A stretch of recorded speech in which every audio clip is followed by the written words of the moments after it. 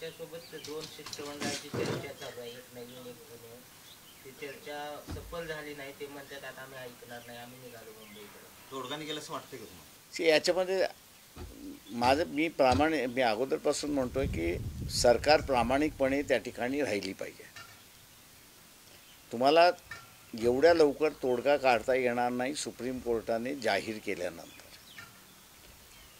तुम्हाला तोडगा काढायचा असेल तर व्यवस्थितरित्याने तोडगा काढला पाहिजे आणि त्याच्यासाठी वेळ दिला पाहिजे.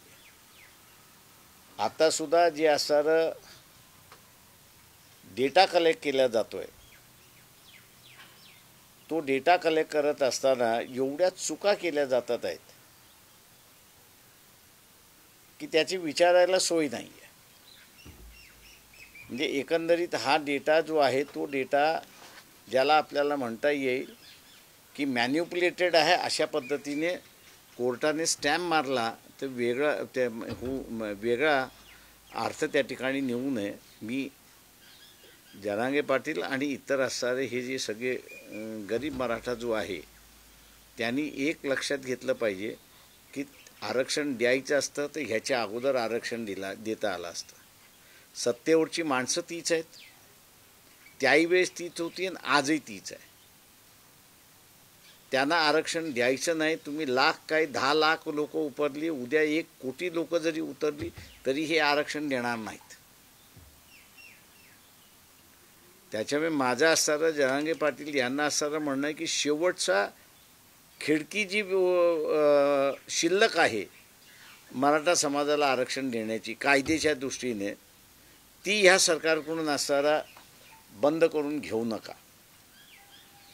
ती जर बंद केली तर याच्यापुढे असणारं मराठा समाजाचं आंदोलन जे आहे कितीही केलं तरी कायदेशीर बसवता येणार नाही. कारण काय आत्ता जे सत्तेमध्ये बसलेले आहेत त्यांची मानसिकता नाही की इथल्या असणाऱ्या रयतेतल्या मराठाला आरक्षण द्यावं, ही त्यांची मानसिकता नसल्यामुळे जरांगे पाटलांचं आंदोलन ती शेवटची खिडकी बंद करण्याच्या दृष्टिकोनातून आहे. आणि म्हणून कालच्याच प्रेस कॉन्फरन्स मी असं म्हणालो होतो की जरांगे पाटील यांनी अण्णा पाटलापासून ते असणारं खेडेकरांपर्यंत सगळी मराठा समाजाची आंदोलनं इथल्या निजामी मराठ्यांनी जिरवलेली आहेत.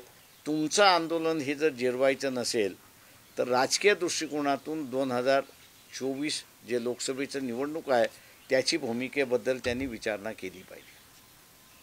तुमचाही पाठिंबा मागितला जरांगे पाटलांनी, तुम्ही आमच्यासोबत त्या पाठिंबा दिलाच आहे, आल्यापासून असं आहे.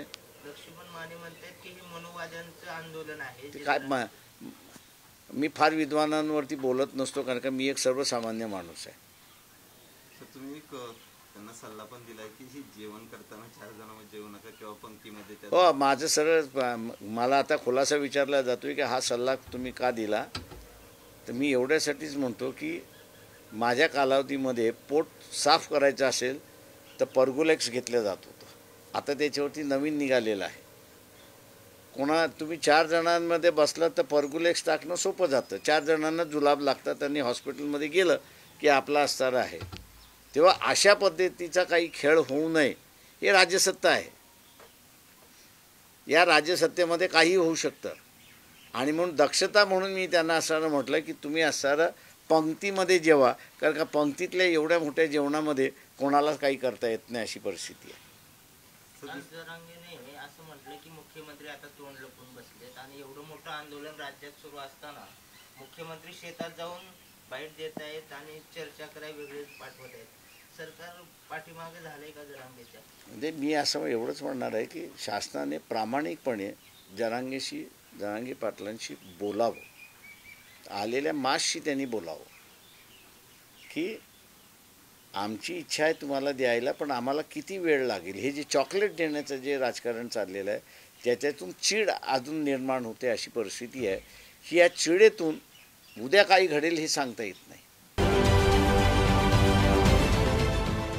देश विदेशातील प्रत्येक घडामोडींचे लाईव्ह अपडेट मिळवण्यासाठी आता साम टीव्हीच्या सर्व सोशल मीडिया प्लॅटफॉर्मला लाईक, फॉलो आणि सबस्क्राईब करा.